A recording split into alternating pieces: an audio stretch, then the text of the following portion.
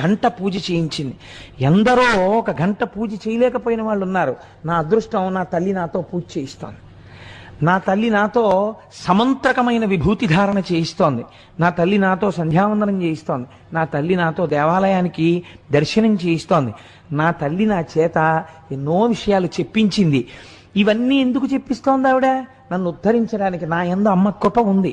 అమ్మ కృప ఉండబట్టే నాకేం చేత కాకపోయినా అమ్మవారు నన్ను కూర్చోబెట్టి నాలోంచి పలికి నన్ను ధన్యుణ్ణి చేస్తోంది.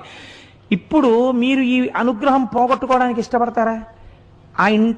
ఆఫీసర్ గారు అనుగ్రహం పొందాలనుకున్నవాడు ఆఫీసర్ గారు పిలిచి, ఏమయ్యా ఇవాళ నువ్వు కొంచెం అక్కడికి వెళ్ళాలంటే, నేను వెళ్ళనండి, నేను తిరగలేకపోతున్నాను, నేను వెళ్ళను అన్నాడు అనుకోండి. అయితే మానే అని చెప్పి ఇంకో ఆయన దగ్గరికి వెళ్ళి ఇంకొక ఆయన్ని పిలిచి ఆయనతో చేయించుకుంటాడు. ఆయనకి ఏం ఇబ్బంది లేదు. ఆయన పని జరగకపోతే ఆయన ఎవరిని పిలిస్తే వాడే ధన్యుడు.